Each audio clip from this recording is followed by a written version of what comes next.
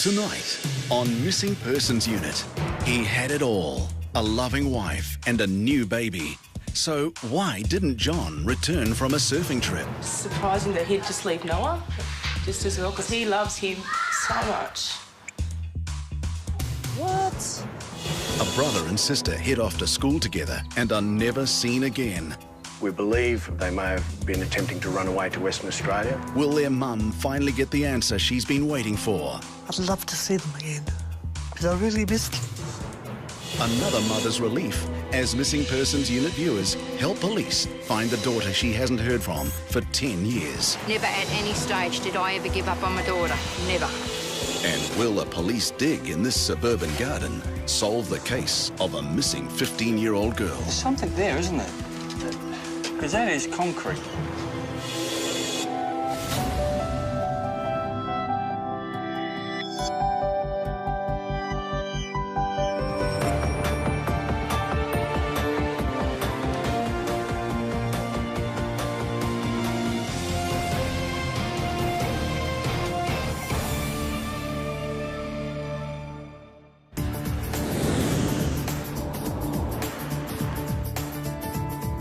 Senior Constable Mandy Gale is on a breaking case. John, a dedicated family man and keen surfer, has gone missing. We've got it quite an urgent case this morning. Gentleman's been missing for 3 days now. It's out of character, no contact, and there's some real concerns there for his safety. Little boy at home looking for Dad. Dad's not there. Hey, how you going? Any detail that his wife Belinda or his best mates can remember could crack this case. So from my understanding, basically, you went out Saturday night. Yep. Come home Sunday, there's been a small argument, and he's left with a car. Yeah. And that was about 8:30 on Sunday morning. Yeah. So when he left on Sunday, what did he actually take? He walked out the door, put in his wallet in his back pocket and the car keys. That was it. I went down to the garage an hour later and noticed that the surfboard was missing. Okay. So I assumed just that day that he'd, just wanted to spend the day on his own and go for a surf and sit on the beach for a bit. 2 days after he went missing, John called home, sounding upset. I wasn't here, my girlfriend was here and took the call. So she said it lasted for about a minute And he said? He thinks he's in Queensland. He's completely, he said, he's scared, he didn't know where he was, that he wanted to come home. Has he been like that before in this situation? No, not like this. But the fact, like you say, the fact that he rang yesterday so upset and not knowing where he was, obviously that's a concern. And my girlfriend that took the call knows him very, very well, and she just said, Chetty just did not sound like him at all. He's just not like him at all. His mates want to help Belinda, but they feel just as helpless as she does. Yeah, well, the phone's been off. I've sort of been trying morning and night, and phone hasn't been on at all. So. Yeah, okay. His mate Greg was with him the day before he went missing. And he said, no, I'm all right, no dramas with me. Yeah. It was sort of, I thought it was all happy days. He'll be feeling that he's let a lot of people down. That's what I'm thinking. And that's going to really play on him, and that's going to affect his judgments on his decision-making right now. And I think that's what I'm worried about. But one thing more than anything else makes this disappearance hard to understand. Just surprising that he'd just leave Noah, just as well, because he loves him so much. Is Noah asking for his dad? Yeah.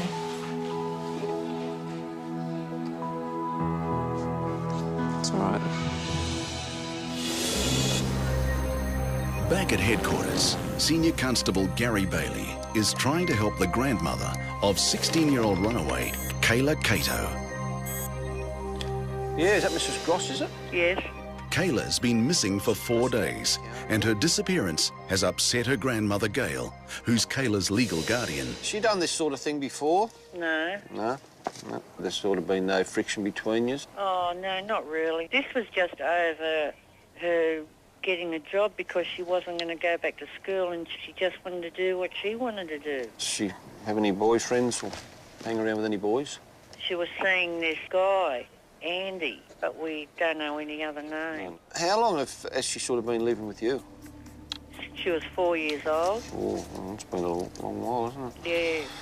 But anyway, we'll come out in the next hour or so and we'll see you, Mrs. Gross, and we'll take it from there. Okay, then. All right, then. Right. Bye. Thank you. Bye. We have a bit of concern for this girl because it's totally out of character for her to do this, and there just doesn't appear any apparent reason why she's done it.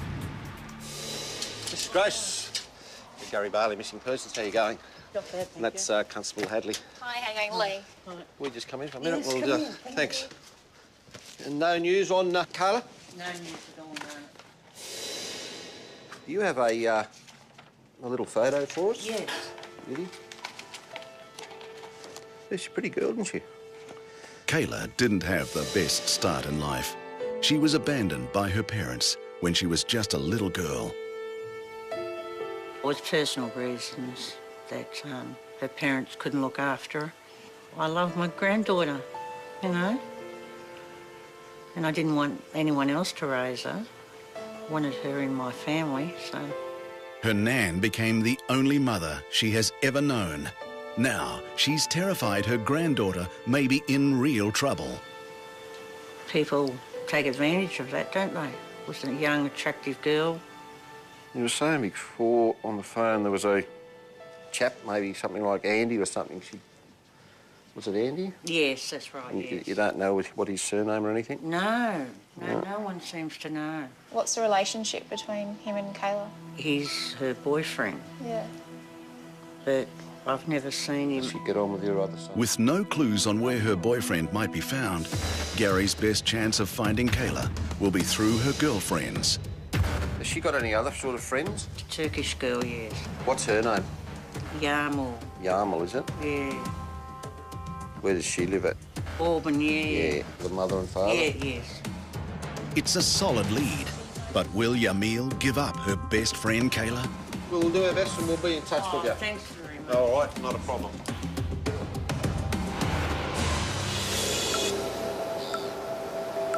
In the case of the missing father and surfer, John, Mandy's heading to the beaches, where he usually goes surfing. Yeah, he took his surfboard, and I get the impression that that was his out, that perhaps it's something he liked to do either with his family or alone. So, you know, fingers crossed maybe he's down here or somebody's seen him. So we're looking for a grey Stan, a Mazda 6. It's a long shot, but the local surfing community is the most likely to know any information about where he might be. Unfortunately, unless they're right up, you know, I see them out there, but I just can't see their faces. I normally surf at Manly, it's just today because the wind's so bad. She seemed glad to meet me.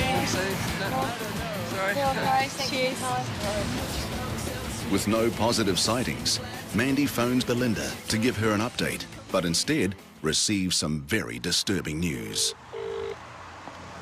Hello? Hey, it's Mandy. Hi. What's happening? He just rang. He said he's in Coffs Harbour. He's calling from a payphone from the city centre.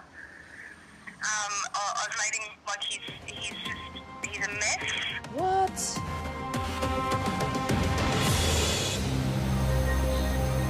In Sydney, there's just been a critical development in the case of John, the young father missing on a surf trip for 3 days. He's rung his wife Belinda, who was horrified by what she heard. What? He said he nearly jumped off some cliff around Coffs like yesterday afternoon and went back there again this morning. He wanted to know if I loved him, which I told him I do, and I want him to come home. And he just was crying. I said, promise me that you need to go to the police station. All right, darling, I'll ring you straight back. I'll ring Coffs Harbour and I'll get back to you, okay? Excellent. All right. Bye. Yeah, I need to speak to someone pretty urgently, please. Just the fact that he's contacted now, he's in a really bad way in the city centre somewhere. So can you get them out there ASAP and see if you can locate him? That would be unreal. Thank you very much. Okay, good luck. Bye. Mandy wants to keep an anxious Belinda up to date. Registration number, all the details he needs, and he's going to get cars out there straight away. Poor bugger. Okay. While Mandy's on the phone to Belinda, her partner Karen gets a call from Coffs Harbour. Have you got He's in the police station at Coffs Harbour now. There you go, he's in the police station, darling. Okay, so that's good. Okay. We're just on 2 phones at once. Are you okay? Do you want us to come to you? Yeah, okay, yeah. Okay. We'll come and see you, okay? Okay. Hang on. Just have a quick chat with him. Do you want to talk to him or do you want me to talk to him? Yeah, I'll talk to you. Hang on, I'll just make... Can I just listen while you talk to him? Yeah, hang on, darling, hang on. Hello? How you going? It's Mandy. I'm in the missing persons unit down in Sydney. Hello? How you going? I'm okay. I'm so glad you are where you are right now. We've been trying to find you for 2 days. Everyone's so worried and your friends, okay? So we're really glad you're okay. Yeah. Okay? Yeah. Is there anything you want me to let her know? I've let her know that you're safe. Just I love her, Mum. I'll tell her you love her. She knows you love her, okay? We need to get home to your family because they love you and they desperately need to see you, and we need to know you're okay and... Yep, I'm fine. I'm not hurt or anything. John is in contact, but now he just needs to get home safely. Drive home now? No, well, probably not a good idea to drive that far home. We'll sort something out. We'll see how quick we can get you home, okay? I've been driving for the last few days. I'm okay. I'm a nana driver. You're a nana. Drive safely. Take your time. Don't rush. It's all good. We'll give her a big hug from you and you can give her your own hug when you get home. Okay. All right. You take care. Thank you. You're welcome. Don't cry. It's okay. Oh, God. You there? Yeah, thank you for letting me listen to that. That's okay. You okay? Yeah. I'm just so relieved. He sounds okay. He said he's a nana driver and he'll drive really carefully all the way home.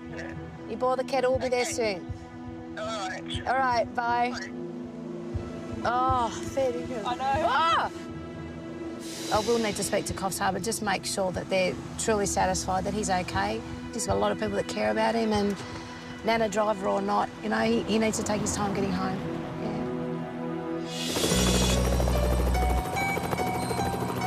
At the Northern Territory Missing Persons Unit, there's growing excitement that a young woman who's been missing nearly 10 years and was feared dead has been found alive and well. 26-year-old artist Nicolee Moss disappeared after sailing with friends from Darwin to Dili in East Timor in 1999. Her family hasn't heard from her since. There's the baby one, and another one here. 4 years ago, her mother, Marion, was given false hope when she discovered a photo of an artist named Nicolee on the internet. This is the actual photograph that was on the internet and which we've had enlarged. As the saying goes, you know your children, you know. And I know, as her mother, that that is her. Despite police doubts that it was her daughter, Marion insisted on travelling to Sydney to meet the woman for herself. Well, we're only within minutes of finding my daughter, Nicolee. I'm quite anxious to meet her. The moment of truth became another moment of frustration. It wasn't Nicolee. Say I'm not her. But the trip and meeting would prove vital. After the story aired on Missing Persons Unit, 2 viewers from the Northern Territory contacted police, claiming to have met Nicolee recently. We've had a major breakthrough with Nicolee in that a couple from Darwin were actually holidaying in Bali and met up with the young lady over there who they knew was Nick. A number of photographs were taken at the time, and as a result of the show that was aired in June last year, the people were actually watching the show and identified the person they knew as Nick as Nicolee Moss. So from there they contacted police and were able to provide us with photographs and details to locations as to where Nicolee might be. The witnesses had no contact details for Nicolee, so Detective Kerry Harris took it upon himself to pay for this ad in a Balinese newspaper, hoping to draw her out. The story was run on the 9th of April, and on the 16th of April, Nicolee made contact with her sister here in Darwin. And since that time, I've actually spoken to Nicolee. We've confirmed that she is well and has been living in Bali for the last 8.5 years. Nicolee was living in a remote village, a few hours outside the Bali tourist hub of Kuta. Unaware, an international search was on for her. On hearing the news, Nicolee's mother, Marion, boarded a plane and headed for Darwin to meet the investigating detective, Kerry Harris, and hear details of the incredible development firsthand. Never felt so good in all my life. Absolutely unreal feeling. And the adrenaline is really pumping, kids, I can tell you. Just I can't believe it's all happening after all this time, after 8 years and 5 months. Yeah, just cannot believe it's all happening. It's been a long wait for this dedicated mum who survived on hope. Never at any stage did I ever give up on my daughter, never. And I was prepared to go to any lengths in order to try and find her. And with the last resort, the last plan that we put into action, this is what's paid off, and we've got results. And it's just absolutely fantastic. G'day, Don. G'day, Marion. How are you? I'm well. Yourself? Oh, mate. Welcome to Darwin. Yeah. Oh. How you feeling? Back in Sydney, Gary's following a lead in the case of 16-year-old Cato, who's been missing for 4 days. He's speaking to the mother of Kayla's best friend, Yamil, who's got some new information. But we're just here looking for Kayla. Have you seen her at all? Yeah, she was here on Wednesday. She stayed about 4 days, 4 or 5 days. Yep. And she left on around 3:30, 4 o'clock, after when their grandparents came. Yep. I tried to convince her to stay, but she didn't, so she left. 3:30, that was on a Saturday, was it? That was on the Saturday? Yep. What sort of a mood was she in? She was crying. She was upset. Did she sort of say why? She was upset about the grandpa yelling and screaming. It's a bit aggressive, you know? He was? Yep. So she just cried and she was I convinced her to take, like, she was going to go home. After when they came, he was yelling and screaming, and then she said, no, I'm not going. And I can't even... This is information that Kayla's grandmother did not reveal in their first meeting. What's your name? Are you? I'm her best friend. Are you Yamal or something? Yamal. Yamal? Yeah. So you've got no idea where she would be? No, I tried calling her phone a couple of times. It's still switched off like it was last time. You know that a boy by name of Andy or something? Do you know him at all? Yeah, she's told me about him. They had like on and off days and stuff. Yeah. Yeah, and whereabouts does he live? Do you know? No. But you're her best friend and she hasn't told you? No, she doesn't tell me stuff like that. That's the thing, because they weren't really close. You know his surname? No. Would you have his phone number or anything? Yeah? Yes, please. No worries. See you guys. Okay then, bye. See ya. That was very fruitful there, actually. We've now got a number for supposedly boyfriend Andy, so we're going to give him a call and see where that leads us. A 16-year-old girl missing with a much older man is a worrying situation, and Gary wants to find her as soon as possible. At Missing Persons Headquarters in Darwin, Marion Moss is meeting with Detective Kerry Harris, who's found her daughter Nicolee after she went missing 10 years ago. I was just totally overjoyed to know that she was alive, first and foremost, and that she had reached out and made that contact, and about to reunite very soon, I hope. She's just spoken to her for the first time. Nicolee requested the phone call was not recorded. What was the first thing you said to her? First thing I said to her was, when she answered, I said, "Hi, darling, how you going?" "Mum, Mum." And with that, as soon as she recognised my voice, she burst into tears, and we did together. We cried in those first few minutes. 26-year-old Nicolee is an artist and a wanderer. She ended up in Bali after going on a sailing holiday, and despite the passing of the years, never called home. She was very remorseful. She was very sorry to think that, you know, she'd put us all through this worry, but I said to her, Nick, I said, the main thing is that you're okay, darling. I said, you made that contact. But she said, Mum, can you ever forgive me? I said, we won't even go there, Nick. I said, just to hear your voice. I said, the next step is to hold you. I said, never let you go. And we both cried together because we'd had that contact and we knew that she was alive. Finding Nicolee marks a new beginning for this mum who never gave up on her daughter. Hi, my gorgeous girl, Nick. It's just a matter of time now, I guess, when we'll meet up again. And lots of talking and just spending quality time together. Certainly not going to let go of you, kid. I am just so looking forward to it, darling. Believe you me, it's been such a long time.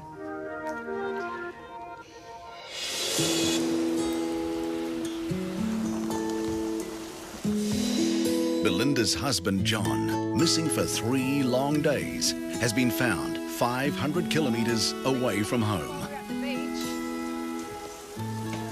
I just got off the phone to someone else, and then the phone rang. It was a block number. I thought it was you guys again, and yeah, he just said it's me, and I just said, where are you? And he said, I'm at Coffs Harbour. Yeah, he's like, can I come home? And I'm like, of course you can come home. So I think it would be good for you to have someone here company-wise, because I know you're not going to sleep, and I know you're going to watch the clock till he comes home. Yeah. I'm just happy. But I go listen to every single creak, every single key rattle. My only concern was I obviously don't know how much he's slept over the last couple of days. But it sounded like he just wanted to head back, So you guys don't need to see him again because he's been sighted up there now, so... Yeah. That's right. All right, yeah, we just got to get him here now, that's all. Yeah. That's, you know, still the worry's still not over. Yeah. Especially because Belinda's relieved to know her husband is still alive. He just needs to make it home and get the help he needs. It's amazing. You can actually see the transformation with some of these families. I mean, they're absolutely distraught when they're leaving, and you know they don't know what to do, and you can actually see the difference in her face. Yeah, she's definitely relieved, but I think she'll be even more relieved tomorrow when he gets home safe. Happy result.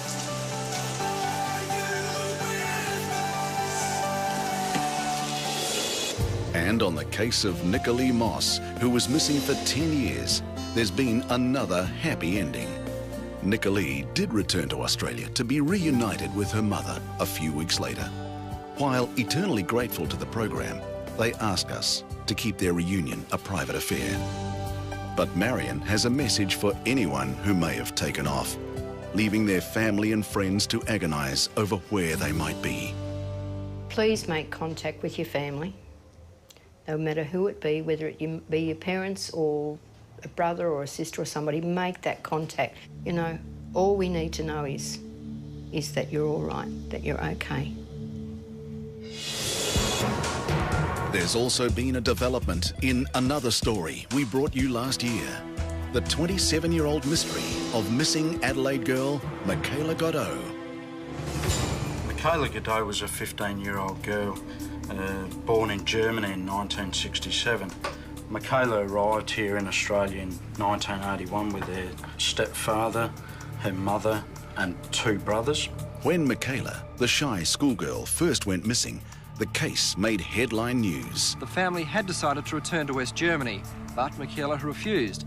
And Michaela ran away on December 19, stealing almost $600 of her parents' money, which they'd planned to use for the air tickets back to Europe.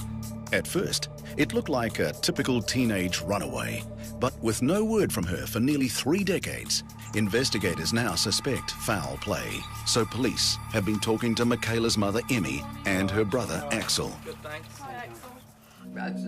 Emmy's marriage to Michaela's stepfather ended just before she disappeared.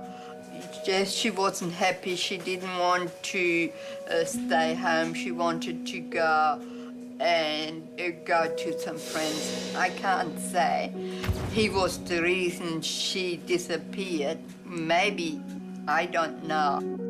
Now, Michaela's brother Axel fears the worst. Gut feeling is it was a voluntary departure, but it's involuntary that we haven't heard from her. I think someone's taking the advantage of the situation. When Michaela first disappeared, police searched the area around where she lived.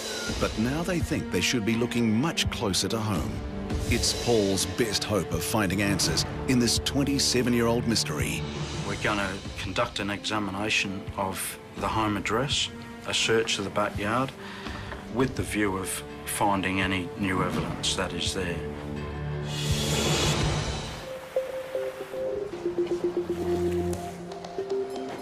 In Adelaide, scientist Ian Moffat was asked to X-ray the soil around the grounds of a suburban home where missing South Australian schoolgirl Michaela Godot was last seen 27 years ago. Police believe Michaela was murdered and possibly buried here. If there's evidence of any disturbance of the soil, this portable radar device will show it.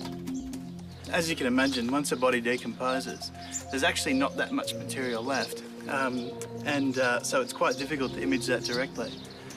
So it's easier, in fact, to image the changes in the soil rather than a skeleton itself. Analysis of Ian's results showed that there has been a large hole dug here. There's definitely been some disturbance in the ground there, and it seems to be fairly large. It's about the size, 1.5 meters. It's big enough that it could be a body, and so it's important that it gets investigated. Ian's intriguing discovery prompts an immediate dig of the backyard. Now, a police forensic team has been dispatched to investigate what could be a gravesite. How are you, Steve? Morning, how you going? You can sort of feel the soft just there. Yeah, considering that area was covered as well, it's very soft. So you'd normally expect that to be more harder, solid compared to the outside that's open to the weather. It's actually really soft in that one area there. Pick up something metal too in that area. And again, we've got that reaction with the metal detector right in that one area there. It's a painstaking job, sifting for the smallest of clues. Okay. There's something there, isn't there? But finally, it looks like they've found something. Because that is concrete. You might need to go back a bit. It's a promising development. Have police finally cracked this 27-year cold case? On the case of the missing surfer John, who was found 500 kilometres away from home, he did finally make it home safely. He had such a long drive to go home, and I think we actually mentioned to her it would have been good had someone been able to make that trip with him, but I was really glad that he did get home. It was good because I actually rang and he answered the phone, and he sounded really nice, like he was very grateful to police and his friends and family, and he made that really clear that, you know, he knows he's got friends out there that care about him, and that's the important thing, and he thinks because of that and because everyone does care about him that they will get there. So, yeah, fingers crossed, that's what happens. Back in Sydney's west, Gary's on the case of runaway Kayla Cato, who's been missing for 4 days. He's been trying to contact her older boyfriend. Andy's not real keen on answering his phone too, so we'll obviously they're playing games of some sort. Gary decides to send Lee back to speak to Kayla's best friend Yamil, hoping she'll open up more to another female.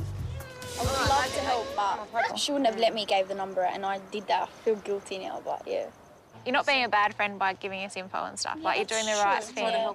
You don't know whether she's, like, you know, injured or something, taken something, or you don't know. Like, hopefully nothing, but, you know. Dean and Andy are best friends. And how old's Andy then? He's 23, turning 24. Yeah. Their worst fears are confirmed.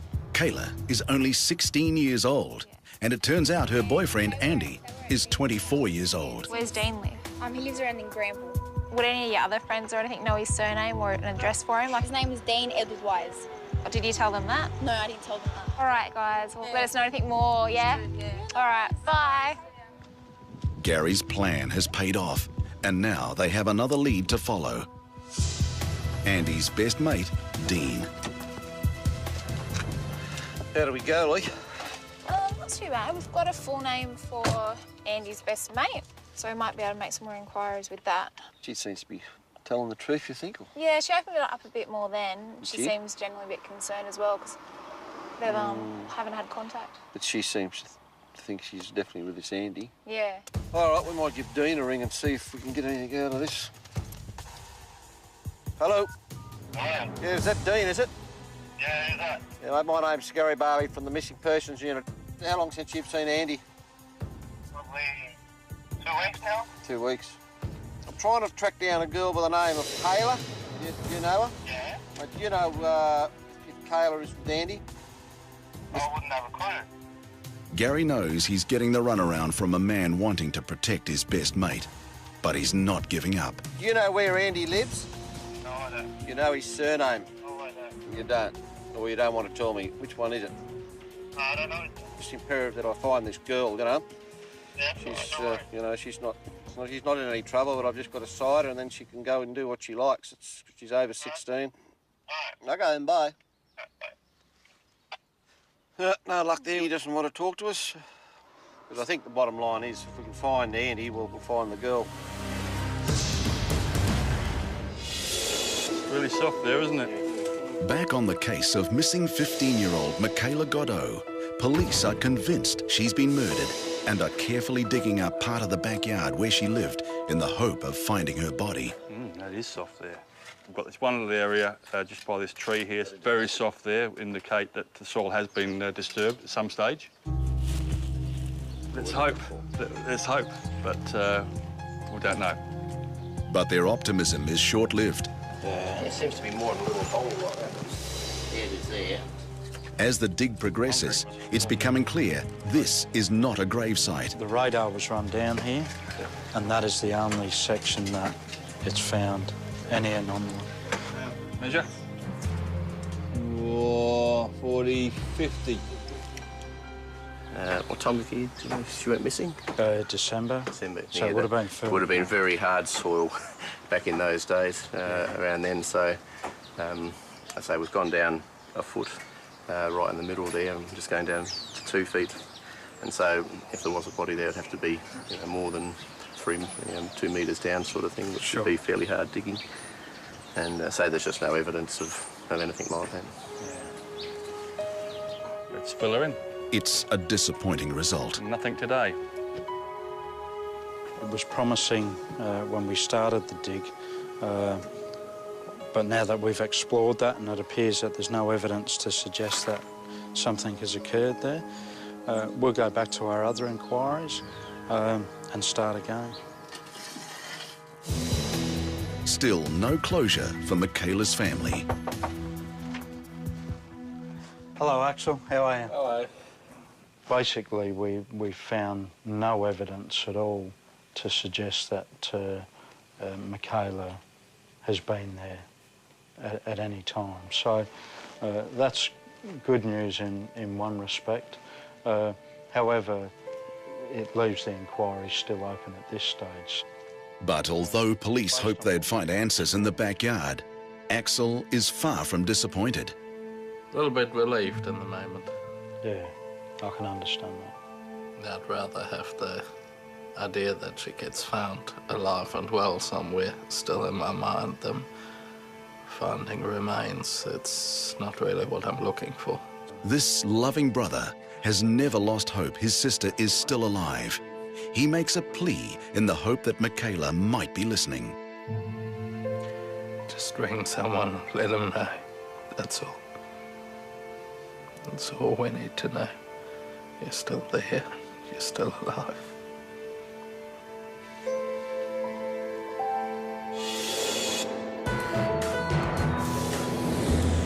In Brisbane, Damien Powell is about to reopen a very unusual cold case. A teenage brother and sister who disappeared at the same time 17 years ago. In 1992, Chad and Melanie Sutton left home to go to school. It was 8:30 in the morning, and they were never seen again. Melanie had asked, "Can I please stay at home today and help you to clean up?" I said, "No, you've had too much time off school." A couple of minutes later, they both left for school, and that's the last I saw of them. It's the last time anyone saw them. But even after nearly 2 decades, police believe they could still be alive. We have a report from a friend of Chad, the boy, that he spoke to Chad sometime in December on a number of occasions. On one of those occasions, Chad said he was ringing from Sydney, and on another occasion, late in December of 1992, he was ringing from Adelaide.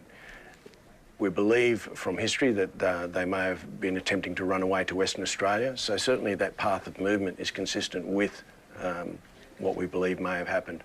It's been a desperate and painful wait for the children's mother, Marie, who's since moved to Perth in Western Australia. But no one has given up, and today, police have some news for her. What we'd like to do, Mrs. Sutton, is to try some new technology that's called age progression training. Now, this technology, we take photographs of the children that you supplied to us, and we compare them to photographs of yourself and their brothers and sisters as you appear now. And to that end, we'll be able to hopefully gain some impression of what Chad and Melanie look like now. The reason Damien's reopened this case is because of an opportunity to work with Glenn Miller, an American professor who's visiting the Australian Federal Police in Canberra. He has helped solve hundreds of similar cases in the United States. It's that recognizable quality of the face. He can alter a young person's photographic image to accurately show what they might look like at a much later age. So Damien makes a trip to Canberra to see what he can do with Chad and Melanie's photos. Let me see here. This is Chad at age 16, shortly before he went missing, and this is his sister, Melanie. Okay, roughly they'd be in their early 30s right now. Yeah, Melanie, I believe, would be 30, and Chad should be 32. Melanie wears glasses. She hasn't got them on in this photo, but in another photo, she's got them on. I'll use this probably as a template to build kind of a photographic composite combined with artwork. I see he's got a nice smile. There's some unique dimples here, some nice smile lines, heavy eyebrows. That's good. It'll take plenty of time and skill, but Professor Miller knows the results can be remarkable. We're going to add some growth to Chad and sort of stretch it and identify that lower 2/3 of his face. We're going to come around and simply bring this down just a little bit to approximate that growth. There we go. I'm going to come in and grab his lower chin and do the same thing. Just give it a little more maturity. And we're going to bring it down just a little bit. So I'm going to have to add some artwork, a lot of airbrushing to bring out those features, those unique features that I think Chad possesses, especially when he smiles.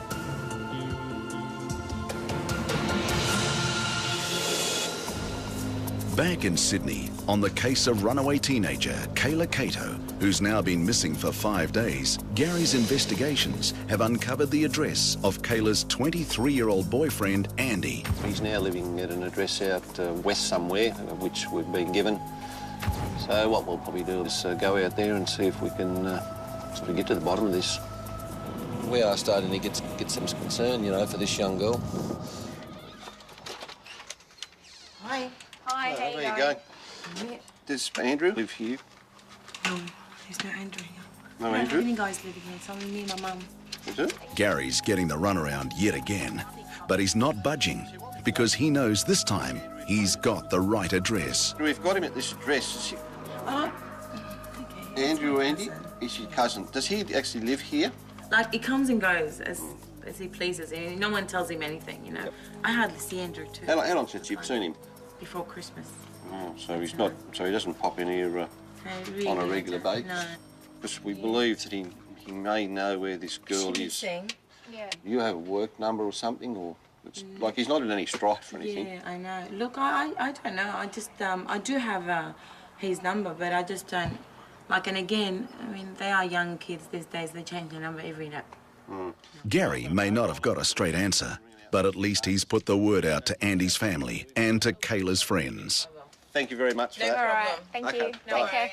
But Sheila's going to make some calls and try and locate him for us, which will be good, you know, because as soon as we can find him, we'll get somewhere in this matter, I think. She got word through her friends and that the police were looking for her, so I think she's sure probably to go home now and sort this matter out. Gary put the pressure on, and it worked. Now, he's visiting Kayla's grateful grandmother. Where are you going? Oh, where's you going? Yes, we'll just come in for a minute. Thank you.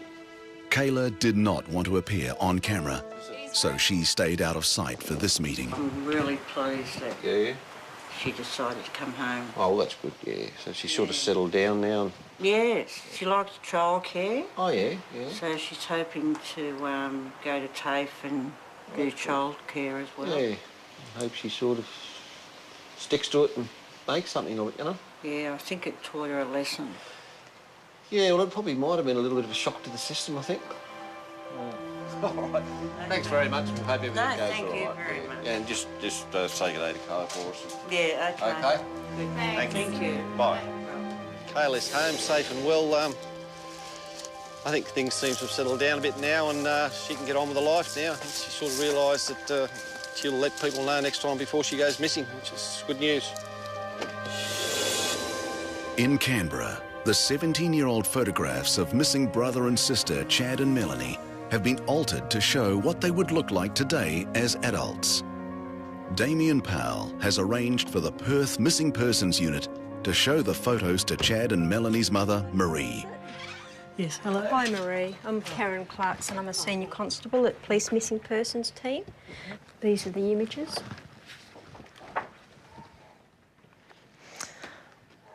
That's really interesting to see how they are now. They probably would look like that. That's definitely Chad's cheeky smile. Yeah. It's nice looking at the photos of them, but it'd be nicer still if it was in person. Thing, yeah. Marie calls Damien in Brisbane to thank him. Do you think that's a realistic... Yeah, I think they're both pretty well realistic. We'll get them out into the media, and before it's released to the media, I'll let you know. Well, I hope it does turn up something, so Yeah. I really do. It'll turn them up. Yes. That's exactly right. We'd like to find both of them for you. But... Damien hopes someone will recognise these photographs and bring closure to Chad and Melanie's family. If they're watching the program, could you please contact me? I'd dearly love to see you both again.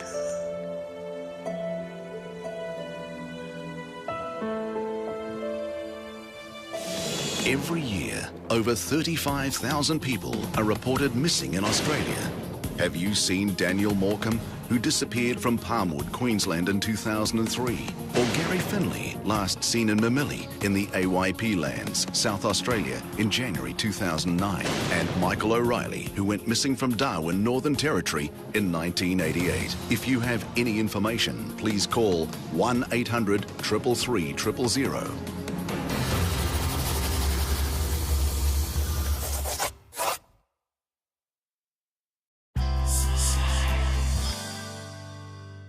Tonight, on Missing Persons Unit, he had it all. A loving wife and a new baby.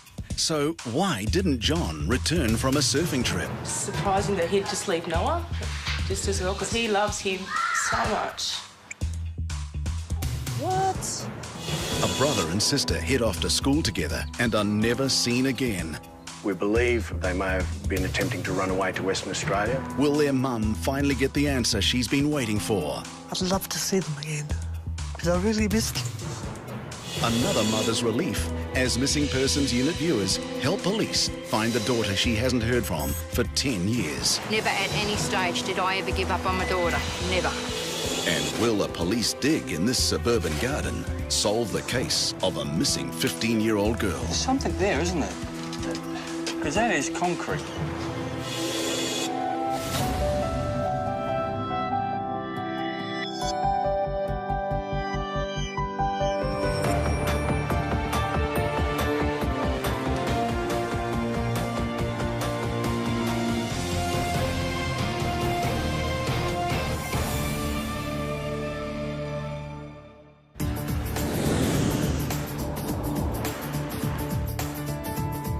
Senior Constable Mandy Gale is on a breaking case.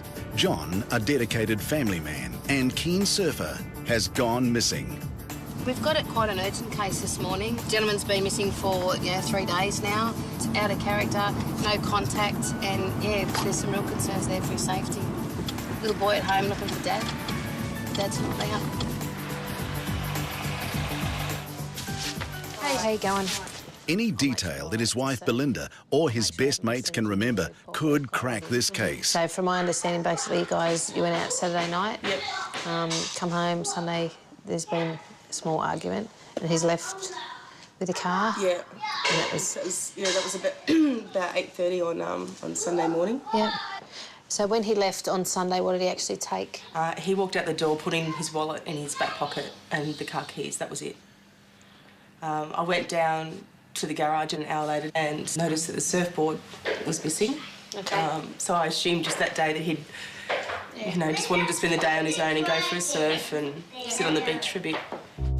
2 days after he went missing, John called home, sounding upset. I wasn't here, my girlfriend was here and took the call. So she said it lasted for about a minute And he said?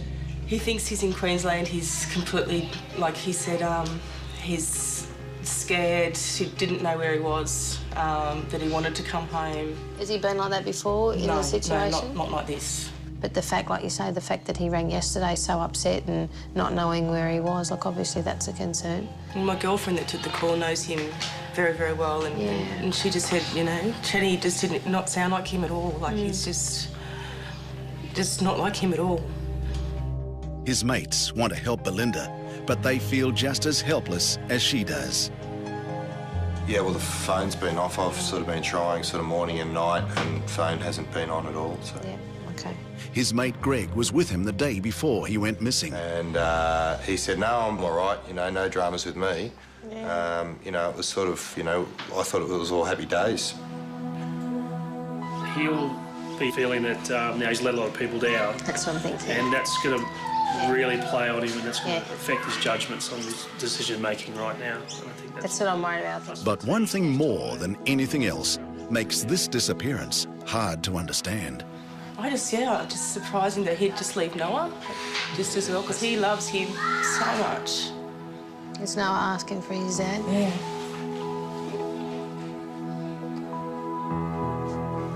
It's all right. Back at headquarters, Senior Constable Gary Bailey is trying to help the grandmother of 16-year-old runaway Kayla Cato.